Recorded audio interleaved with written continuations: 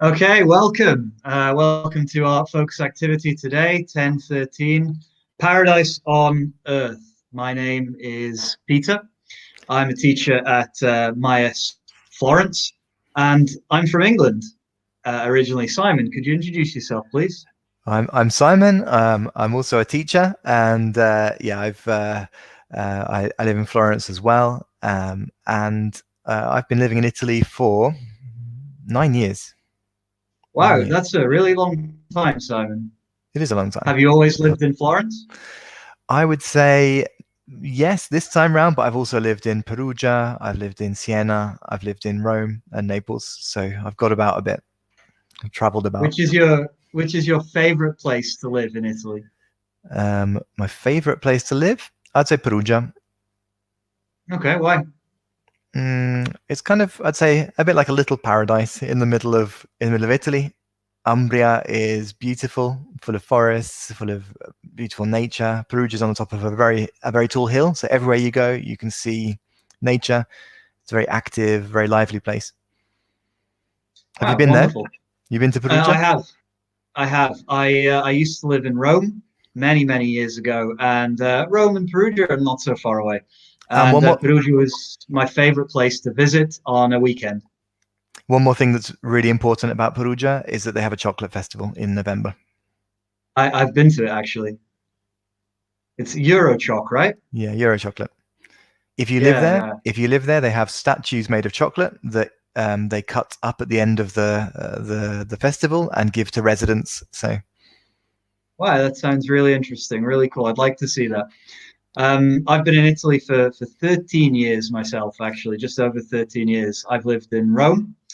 I lived in Pistoia for a while, and I've been living in Verona for about 5 or 6 years now, or near to Verona. And I think where I live right now is my little paradise in Italy. It's very nice, it's very quiet, and it's in the countryside, which, your as you'll find out today, is what I like. your piece of paradise. My little piece of paradise. Yeah. Oh, we have Giulia Piazzini from Bergamo. Welcome, Giulia. Hi, Julia. You're very welcome.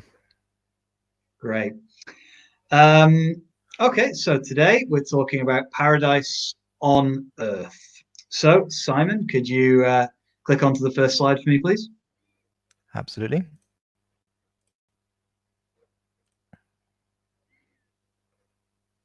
So, paradise on Earth. In this focus activity, we'll be talking about paradise destinations, looking at destination reviews, and using colloquialisms to describe different places.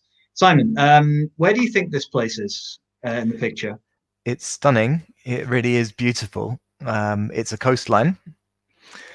I'm not sure I could guess where it is. I think it could be somewhere like Portugal, maybe Italy. Maybe it looks quite tropical as well. I mean, it could even be somewhere like Australia or Fiji or something like that. What do you think? I think it's somewhere I'd like to go. I agree 100%. It looks like a really nice beach. I think, yeah, the south of Italy, it looks a bit like somewhere in Calabria, maybe in Sicily. It's very pretty. It's gorgeous. Mm. Well, I think it's certainly something to look forward to for the end of the quarantine, for our summer holidays, because probably when we get out of quarantine, it'll already be summer. And it will be empty to begin with. That's true. Okay, so we'll be looking at destination reviews today. So a review, it's when we give our opinion. Okay. Have you ever review for anything, Simon? I'm sorry, can you repeat it? Have you ever written a review for anything? I've definitely written reviews online. So, reviews of restaurants, reviews of holiday destinations, reviews of products on Amazon. What do you think the most common form of review to write would be? Probably a product review. So, people are always reviewing what they buy on, or whether it's Amazon or other websites. Yeah, I agree. I generally don't review products very often. I review services more often than products, to be honest, particularly if I receive bad service. Yeah, and obviously you're going to review a holiday, especially if it was a horrible holiday, if the hotel was terrible, if there were rats, if the hotel was dirty, you're going to review it and give it a bad review. Absolutely. I think it's a really important service, actually, though, no, because you can stop other people from spending their money and their time on receiving bad service or a bad product. So I think it's a really important thing to write a review. It's a very useful thing to do for others. Yeah, I agree. I agree entirely. Okay. So could you move on to the first slide for me today, Simon? Wow. Now this is a very, very, very nice picture. Where do you think this is? Well, this is stunning. Another beautiful location. The water looks really clear. The hills not too steep. Could even be in the UK. It could be in Scotland or the north of England, perhaps. But it's a guess. Yeah, I think it's really emblematic of the UK, with the beautiful castle that's a little bit run down. It's a little bit needs a bit of restoration. It's very, very pretty. I think it certainly looks like the UK for me. I really like the way that the castle is mirrored in the water. I think that's really beautiful. Yeah, it shows how clean that water is. Absolutely. You know, I think I know this place. I think it's up near to the Isle of Skye in the northwest of Scotland. I'm not 100%, but I think it might be. Well, you're lucky if you had the chance to go there. So it reminds me of trips to Scotland, trips to maybe the north of England, and yeah, the castle's a ruin, but you still want to go and visit it and have a look. Yeah, it's definitely very run down. The castle. It doesn't have a roof. You can see that there's some stones that are falling off the walls. I would love to go and see that. I think it would be very, very, very interesting. Is So it I think. Oh, sorry. Please go ahead. is it more run down than your house when you first bought it? My house when I first bought it was very run down. I had a roof though. I did have a roof, so that was one big advantage for my house. I think Yeah, I think my house is fine. this place needs a lot of restoration, so I don't think it has running water. Well, no, but there is a lot of water available. So, I guess the first question, Simon, what springs to mind when you hear the phrase "paradise on earth"? Well, I think that I always think I'd love to see more paradise, more different paradises on Earth. I feel lucky to live in a place like Tuscany in Italy. It's a beautiful place. It really is a little bit of paradise on Earth. But I always think that there's so many others I haven't seen yet. So many places around the world that are untouched, where people haven't yet built things, they haven't yet ruined it.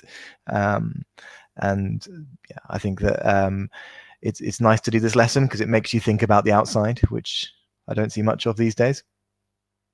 Yeah, absolutely. I mean, for me, looking at this picture, it's really nice because I very much like the countryside. I like tranquility. I like walking in the mountains. And this picture sort of reminds me of what I have to look forward to in hopefully a couple of months' time. I think it's very beautiful to look at this picture. And for me, if I think of paradise on earth, I would think of potentially something quite similar to this. Maybe not exactly the same. Maybe with a slightly warmer sun, I think, and some better weather. But I think But yeah, this. when people in England think about paradise, they're not thinking about the UK. They're thinking about somewhere sunny, somewhere hot, somewhere they can travel and get away from everything. But there are places which are like paradise in England as well. Yeah, or I mean, even I lived for a long time in Scotland, and the north of Scotland is very, very, very beautiful. It's very wild. It's very empty. And for me, when the weather is nice, the north of Scotland could be a paradise for me. I think it's The problem is the weather's not often very nice in the north of Scotland. You have to pick your day. Absolutely. What I would ask is that the people viewing this video, could you write what comes to your mind, what springs to your mind when you hear the phrase paradise on earth? And we'll move forward with some questions while you write that. Thank you. Simon, could you click through? So, Simon, do you think you've ever seen a paradise on earth? I think so. I think certainly there are probably more beautiful places than I've been to, because I've never been, for example, to somewhere like Hawaii or Bali. So I've never been to a kind of a tropical destination like that. But where I live in Tuscany, I'd say is close to paradise. In Tuscany, you have everything you need. You have hills, mountains, coastline, beautiful countryside, rolling hills of Chianti. There's farmland. There are cities, ancient towns and ancient cities. So I think it's Tuscany's got a lot going for it. I agree. Really, really, really agree. That's a nice phrase, actually. It's got a lot going for it. So it means that it has a lot of advantages. And I agree. I love cycling around the hills in Chianti. Julia says that the seven wonders of the world are stunning monuments. I agree. I think a lot of them are destroyed now, mostly, right? I'm not Well, 100% sure. There's the ancient ones, of which there's only the pyramids, and then there's the Sure. modern ones, and the natural ones. So some people have created I think National Geographic created seven natural wonders of the world, and then there are some seven modern wonders of the world, which are human constructions, but which are they exist still. Oh, interesting. I might have a look on the internet to see what they are afterwards to see if I can find a list. You know, one thing I find really interesting is when I asked you, do you think you've ever seen a paradise on earth? The first thing that came to your mind was Hawaii or Bali, and we often connect paradise with a tropical environment. And I'm wondering if that's maybe connected to the Garden of Eden in the Bible.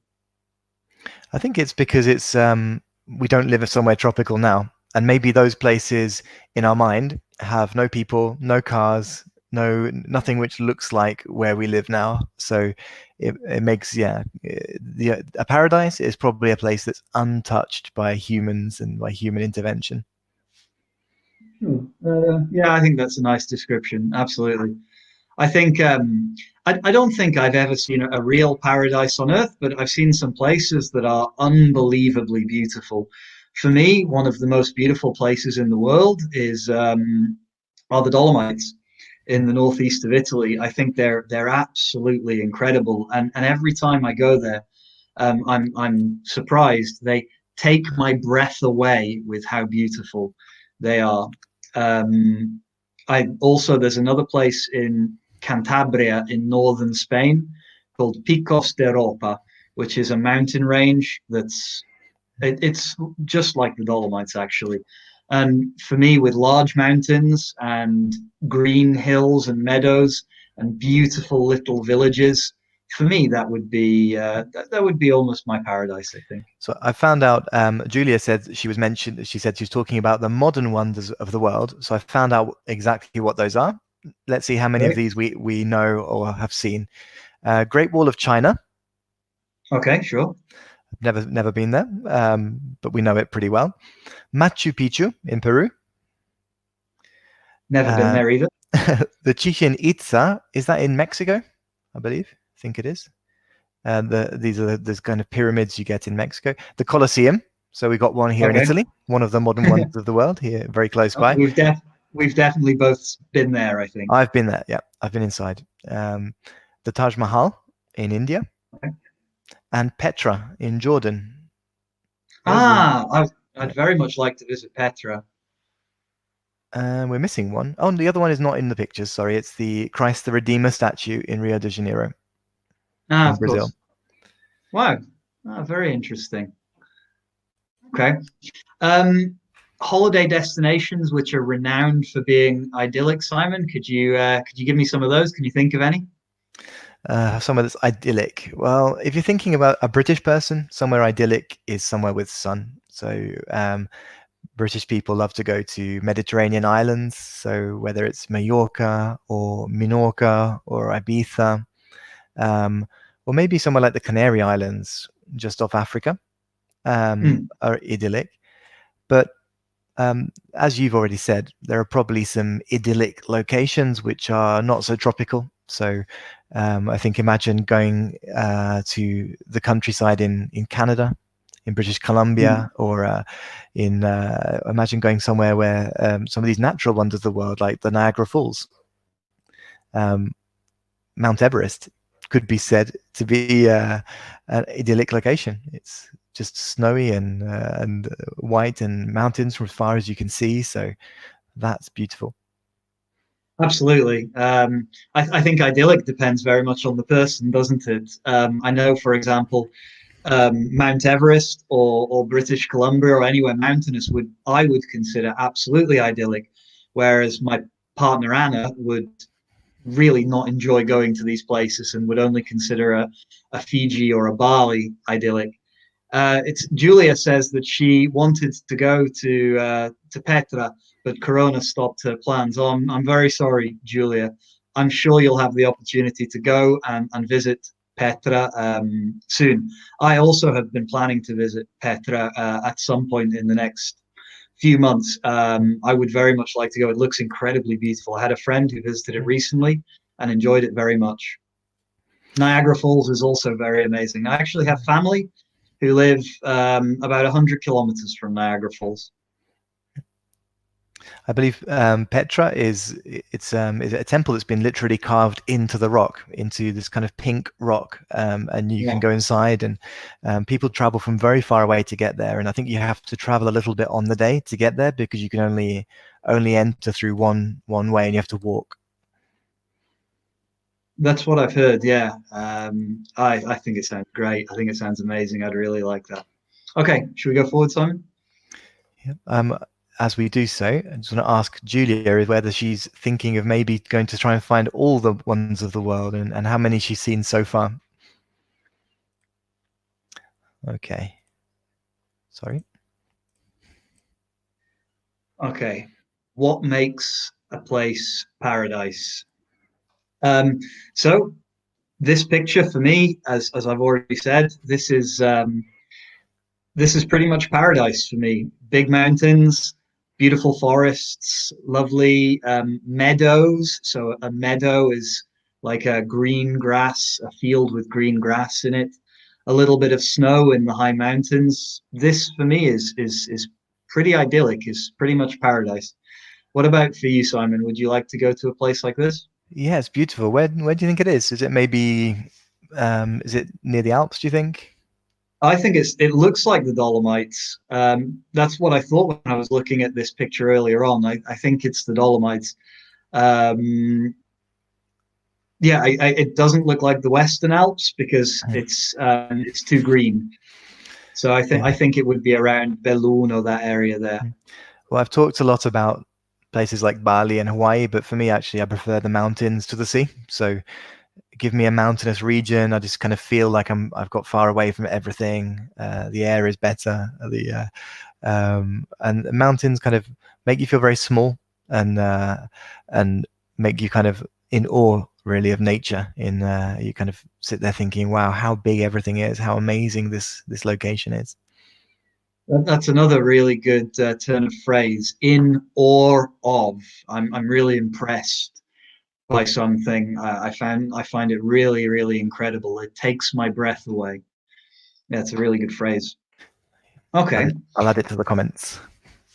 perfect. Thank you very much. So we have a couple of things here.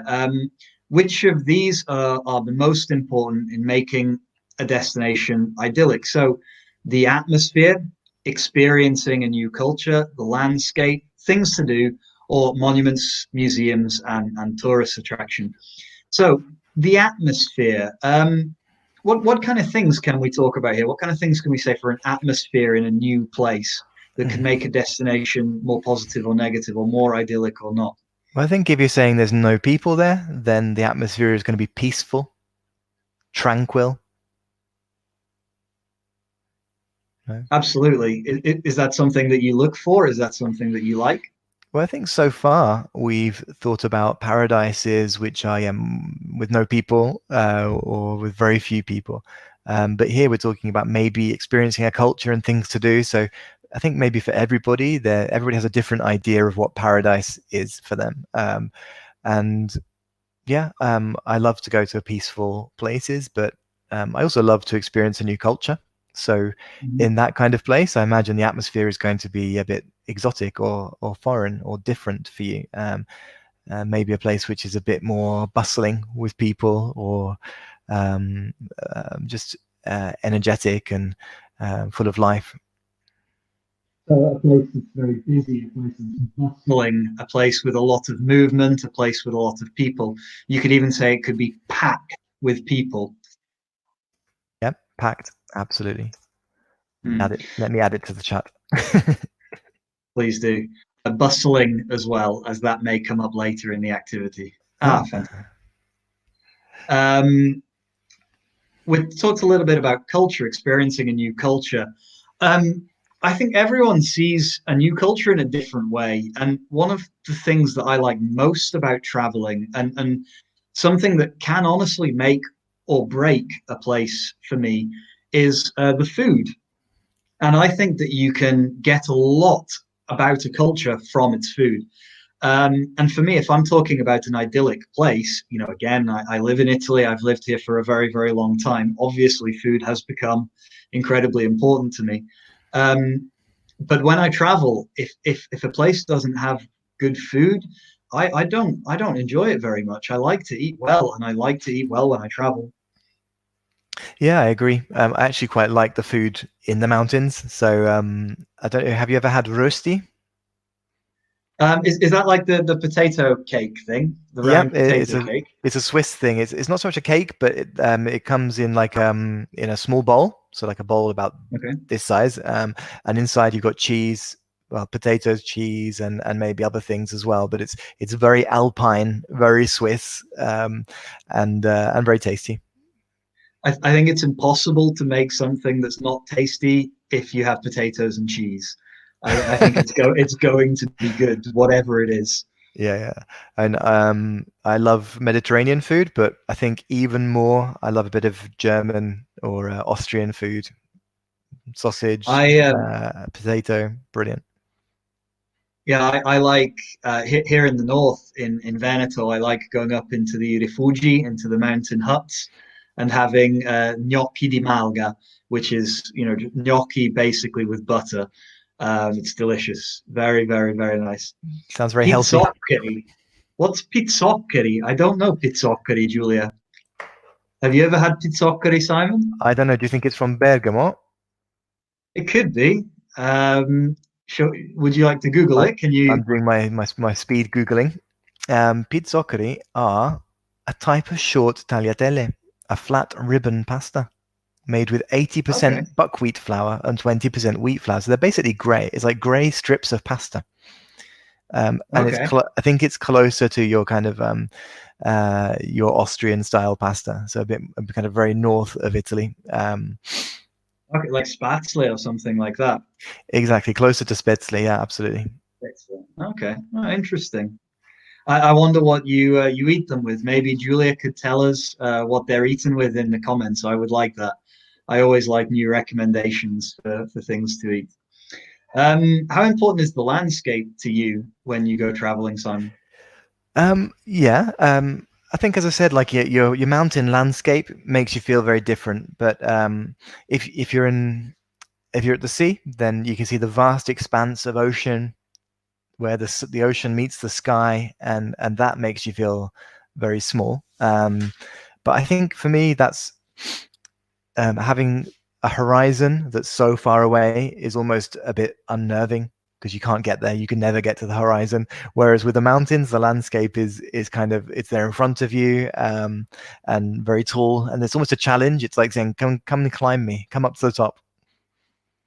I agree. I think if we're talking about idyllic destinations here, for me, if there isn't a beautiful landscape, then it's not an idyllic destination. I know a lot of people could talk about a city as an idyllic destination for them. For me, that's not true. I need to have a beautiful natural landscape, and for me, it's mountains as well.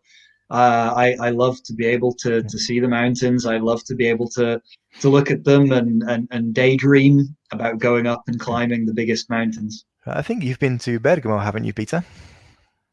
I have been to Bergamo, yeah, not for a while, but I've been to Bergamo a couple of times. What did you think of it?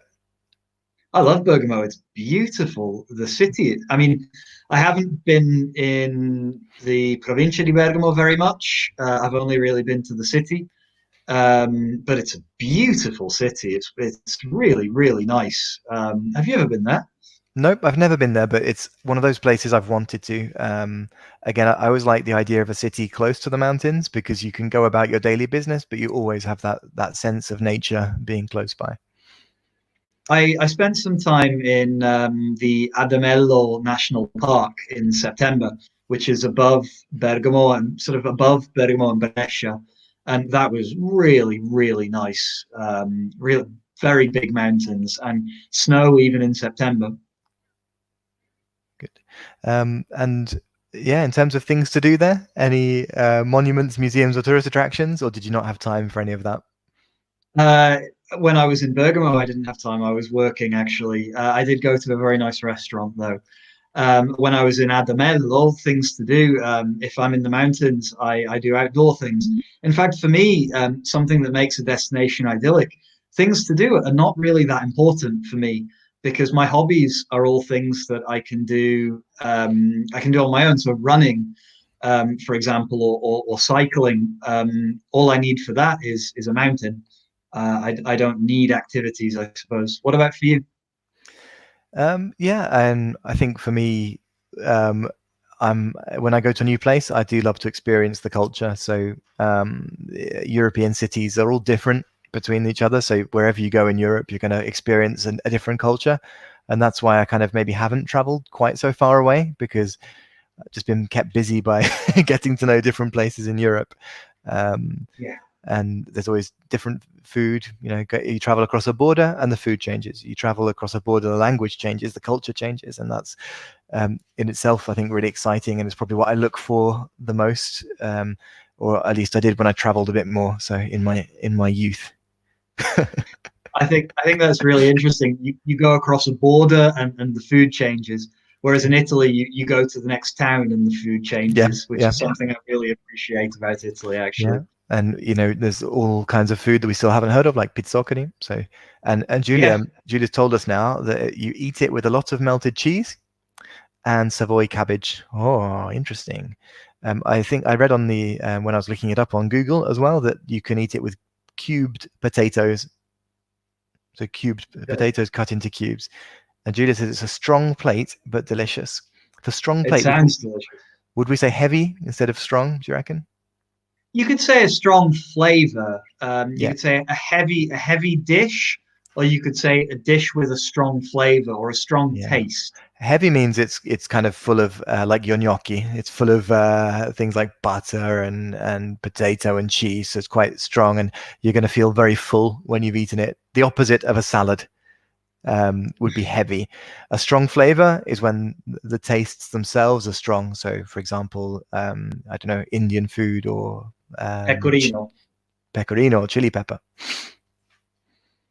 absolutely. Good. What about monuments, museums, and tourist attractions? Do they contribute to an idyllic destination for you, Simon?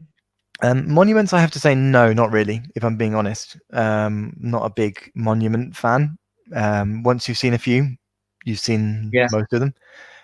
Museums, it depends. I'm not a huge museum fan, but the best ones are amazing and really worth going around. So the best art museums or natural history museums, or I had good experiences going to Jewish museums in parts of Europe, learning about the Yeah.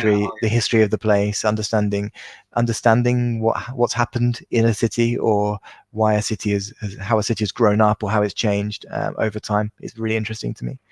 And tourist attractions, it depends what it is. If it's something interesting, then sure. I often like going to things like markets or festivals, or anything where people come together in a city is interesting, and fun, and keeps you busy, and you never stop kind of finding out new things. Do you I remember? agree 100%. Do you remember when we used to be able to go to to things where there are lots of people? Yeah, a full 3 weeks ago. Yeah, I like museums very much. I really, really enjoy going to museums everywhere I go. And one thing I found is that you don't even need to go to cities to go to museums. You can find museums absolutely everywhere. I was in actually a place that was quite idyllic last summer. No, sorry, the summer before last. I was in the Ardèche in France, in southern France, and I went to an unbelievable museum about Paleolithic cave paintings, and it was incredible. It was in the middle of nowhere. I had to drive for quite a long time to get there, but it's one of the most interesting museums I've ever been to, and it was fantastic. I really, really liked it. And it was nowhere near a city, so it was still very idyllic for me because it was in the countryside. I think what would be helpful to know is if the students who are watching us, if we came to your city, what should we go and see? What would be the important things to do? What are the best tourist attractions? What are the best monuments or museums to visit? If you can give us any tips, we'll find that really helpful in particular for me when I next go to Bergamo, or any other place that you might recommend. Yeah, I'd appreciate that. Thanks very much, guys. Okay, should we move on, Simon? Let's do it. Okay, so here we have some really, really, really important, useful phrases connected to traveling and to idyllic destinations. So we stayed in the heart of the city. If we stay in the very heart of the city, it means we stayed right in the middle of the city. So, Simon, what could be a place that's in the heart of Florence, for example? The Duomo. The Duomo, the big cathedral in Florence, is definitely at the heart of the city. Absolutely. I think so. What would you say is in the heart of London? Because London is so big. What's right at the heart of London? That's a difficult question because I think London has a few different hearts. I mean, you could potentially say like Buckingham Palace, or you could say the Tower of London, maybe. I think the Tower of London would have been the heart of the city a couple of hundred years ago. I'm not necessarily sure it's the heart of the city now. I would say Nelson's Column. That would be my central point in Maybe. London. Yeah, almost sort of the London Eye is kind of right in the heart as well, isn't it? Or the Houses of Parliament, that little area there, Yeah. maybe. Hmm. Yeah, I think agreed. London is certainly a packed, vibrant, and bustling town. So we mentioned before that if something is bustling, it's packed, it's very, very busy. Can you think of a packed, vibrant, and bustling town in Italy, Simon? Right now, no, but a packed and vibrant, bustling town. I think you'd probably go. The most packed, vibrant place would be Milan. In particular, Yeah, the vibrant part as well. If you're just going to go for packed and bustling, you could choose any tourist attraction. So I think San Gimignano is packed with tourists at least 8 months of the year. It's packed and Venice. bustling with people all the time. Oh, the Venice, in the center of Venice, yeah. Vibrant, I think, gives a sense of life as well in a place. So Yeah, I agree. if it's just tourists, maybe it's not vibrant because the local economy is maybe not so vibrant. Potentially, somewhere that's packed, vibrant, and bustling could be somewhere like Cali in Colombia, or I don't know, I a thought place. Napoli. Yeah, good point. Absolutely. It's packed because there are a lot of people. It's definitely vibrant because there's a lot of life in Yeah. Napoli. and it's very busy. It's bustling. Everything Yeah. moves very quickly. I think Napoli would be a good example of a packed, vibrant, and bustling town. Like London as well. Julia says that she suggests you visit the upper town in Bergamo, so Bergamo Alta. It's the old part. It's a magic atmosphere and a lot of historic attractions. Yeah, it's very beautiful. Yeah, that Very, very sounds good to me. I'll go there. I'm going to do it. absolutely. Um, so number three is the castle that we saw before. It was vast and run down. Vast. It was large, very large, and it was run down because there was no roof. It needed a lot of restoration. Yeah. In fact, as Simon mentioned before, the house that I am living in right now, it's certainly not vast. It's a small house. When I bought it, it was run down, and I, over the last 5 years, have restored it, and now it's not run down anymore. Can you think of any maybe famous monuments that are a bit run down? I'm going to go for the Colosseum, but it feels a bit like an insult to say the Colosseum is run Yeah, down. You could but say it it's is a little bit, isn't it? you could say it's ruined. Maybe it depends on the kind of monument. Ruined is that something has happened to it, so it's fallen apart in some way. Run down is when it's been left and no one's done anything to it, so it hasn't been restored. So it's hard to call the Colosseum run down, I think, because it's been restored in some way. Yeah. But somewhere run down is probably a place that not many people know, because it would be somewhere like the castle in the picture that we saw, because it's been left, no one's fixed it, no one's come to improve it. Maybe some of those small towns in Sicily where you see houses being sold for €1. Yeah. Because the houses are quite run down because a lot of the young people have left the towns to move to the cities, and there are small villages in the mountains in Sicily and Calabria that are a little bit run down, and so now they are trying to encourage investment into these towns. This is when you see in the advert, to be restructured, to be renovated. Exactly. to be renovated, to be restored. Yeah, absolutely. Yeah. Okay. I'd never come across a place quite like it. I said this the first time that I went to Venice. Me too. I was I thinking the saw same. Venice, and I said I'd never come across a place like this. I had never seen anything similar to it before. It was just I found it incredibly beautiful, just too beautiful. It seemed fake that it was so beautiful. I've taken Venice. Could you give me another one, Simon? I was going to say exactly that one, but it's if I was an Italian, I might go somewhere like Camden Market in London and think I've never seen a place quite like it. I've never come across something quite like this, because I don't think there is somewhere like that in Italy or in many other countries. So obviously Camden Town Market is a place that's packed and bustling and vibrant and full of people and full of food, different cultures, different experiences. So, and you can buy many different things. It's incredibly bustling, Camden Market. Notting Hill as well, actually, is very bustling, very busy. That's also a very interesting place. Okay. If something is off the beaten track, tranquil and unspoiled. So off the beaten track would be something that's further away than you might expect. It's not so close to the big roads or the big cities, or it takes a long time to get there. If it's unspoiled, it means that probably not many people have been there. It hasn't been destroyed. It hasn't been ruined. It's probably quite pristine. So, for example, recently, this Christmas, I went off the beaten track and I traveled to Azerbaijan. So Azerbaijan is not a very common holiday destination. And when I was in Azerbaijan, we traveled out into the countryside to see some ancient cave paintings. Again, More. actually, You love cave painting. Yeah, weirdly. And that was very unspoiled because it was in a country that is off the beaten track and a long way from the city. It was very interesting. Have you ever been to a place that's off the beaten track, Simon? Well, you know that the beaches in Tuscany are really full of people. They're bustling, they're vibrant, they're packed. Um, so it's very hard to find a beach in Tuscany that is off the beaten track. But I do know one.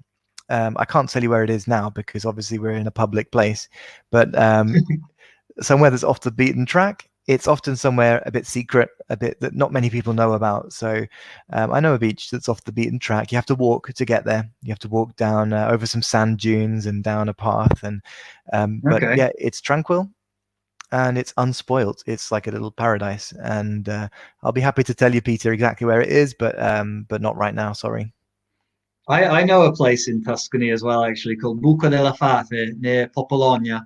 That's very hard to get to because you have to walk through a forest and go down a very steep track like this to get there. But Beautiful. it's very tranquil and it's very unspoiled. Yeah. Julia says that maybe Egyptian or African attractions are they are run down. So Mm. it's an adjective. They're run down because they can't be protected easily. Yeah. Um, Often, yeah, I think so, Julia. Yeah, in fact, I visited a safari park in the north of Ghana some years ago. It was it was very much off the beaten track. It was very unspoiled because there was no road to get there. It was only a dirt track, and it was definitely run down. It had been a little. There hadn't been much investment in it, Mm. so I think you're Luckily, absolutely correct. luckily the pyramids were built to last a long, long time. But with the adjective run down, you can make it into something that's happening now by using the verb become. So you could say that these Egyptian attractions are becoming run down because they're hard to protect or because they can't be protected easily. That's fine. Absolutely. I strolled past the palm trees lined up side by side along the beach. So I strolled, could be that I walked very slowly and leisurely. I was on holiday, I wasn't in a hurry. I strolled past the palm trees just like I would stroll down the promenade in Calabria in the summertime, with the palm trees side by side next to each other along the beach. Yeah. Um, there was too much to take in as we drove across the breathtaking landscape. So there was too much to take in. There were so many things that I just couldn't absorb all of the things that I was seeing. There was so much. And the landscape was so beautiful that it took my breath away. I was shocked by how beautiful the landscape was. Have you ever seen a breathtaking landscape, Simon? Yeah. Well, going back to Perugia, when I lived in Perugia, you they have one big central street, Corso Vanucci, and Italians, Perugians, walk up and down that street. They stroll up and down the street in the evening time, and you know, talking, chatting, running into each other, meeting up, and they call it La Vasca, All right. doing Okay. doing La Vasca, going up and down the street. But at one end of that big street, there's a square, and from that square, you can see out across a large part of Umbria. You can see other towns on distant hilltops, places like Terni and stuff like that. So it's a beautiful, beautiful place, and I'd say that the landscape, especially the first time I saw it, was breathtaking. Yeah, for me, it was seeing the Tre Cime di Lavaredo for the first time. I found them unbelievably beautiful, and it was almost too much to take in. I was shocked. I couldn't believe it. It took my breath away. Very, very beautiful.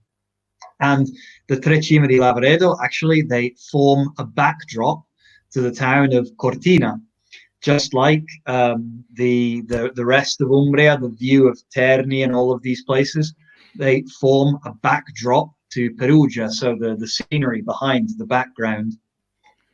Yeah, beautiful. Good. Shall we move on? Let's move to the next slide.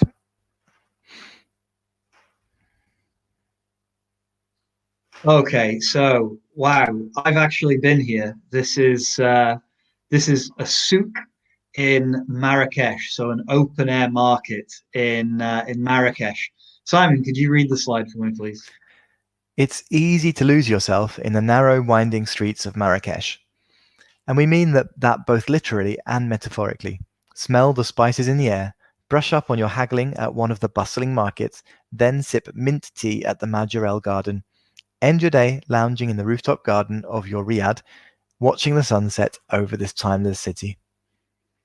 So narrow, winding streets in Marrakesh. So very narrow, winding streets. The markets, you can get lost very, very easily in Marrakesh. It's beautiful, and you can haggle at the bustling markets. Do you often haggle for your products, Simon?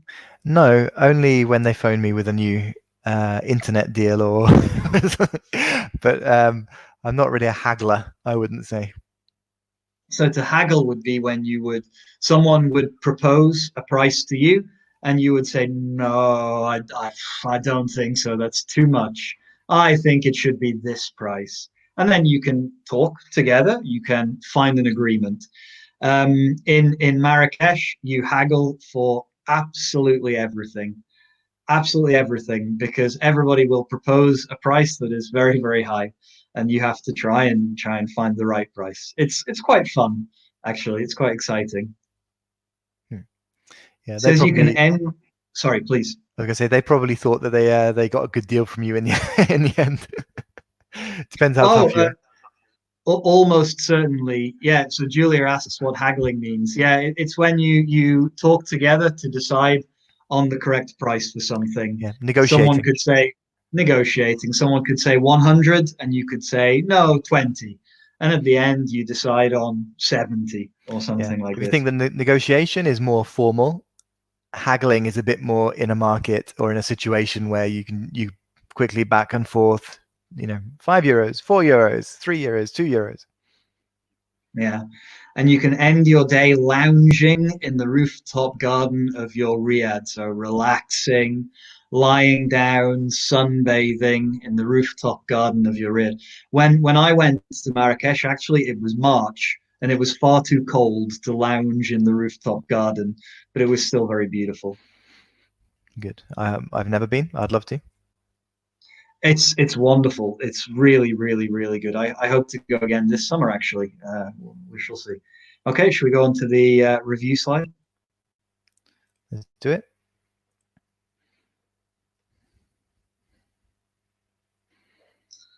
Okay, so Simon, how is the scenery described in the review of Marrakesh? Well, I feel like I have to flick back to see. um, it describes the narrow winding streets for sure. And then other than that, is the scenery described? The bustling markets, I suppose, is scenery. I suppose the spices in the air is also scenery.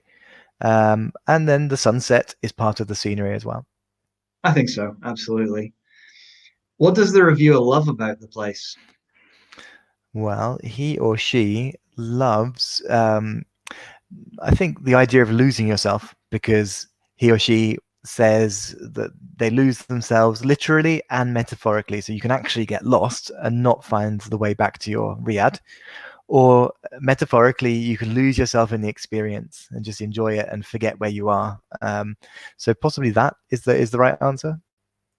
I think so, yeah, absolutely. What is the one drawback of the paradise on earth in Morocco? I think maybe the haggling. Maybe the person likes haggling. Maybe the person doesn't like haggling. That could certainly be a drawback If you don't of like narrow streets, then if you didn't like a narrow yeah. streets, then maybe you'd find that was a negative. Would you like to go to Marrakesh, Simon? Yeah, I would. I really would love to. It's easy to get there, and somewhere that is not too expensive. So it sounds like a worthwhile weekend at some point. Agreed. It's very easy to get there. You can fly from Julia's hometown, actually, in Bergamo, very So I could easily and cheaply. so I could kill two birds with one stone. I could go to Bergamo and then fly to Marrakesh. Yeah, so to kill two birds with one stone, you could do two things for the price of one, almost. Okay. Okay, we're gonna stop just now, but my final question to Simon would be, Simon, what's your absolute favorite place that you've ever visited? Hmm. Well, I'm going to say Vienna. Um, Vienna. I didn't just visit there. I lived there as well. So I lived in Vienna in Austria for a while. And it's somewhere that I would go back and live at any time. It's just a great place to live, a great place to be. Very, very lively place where there's a lot of things happening. Good. I think mine would be Cantabria in northern Spain, the mountains, Picos de Europa in Cantabria. It was very beautiful, lots of mountain biking, lots of running. The food was great, and the people were really friendly and really nice. I really liked Any it. cave paintings? No, no, no, not in Cantabria. They were, maybe they were. We just didn't go and see them, but we had a good time. Good. Well, should Okay. we say thank you to everyone who watched today? Really, thank you for your company and thank you for following us all the way through. And we hope you learned something useful today. Yeah, and a special thank you to Giulia Piazzini for her wonderful input. I'm just going to show you a little video now to finish, and then we'll hand over to the next people who will be starting the next focus for you guys.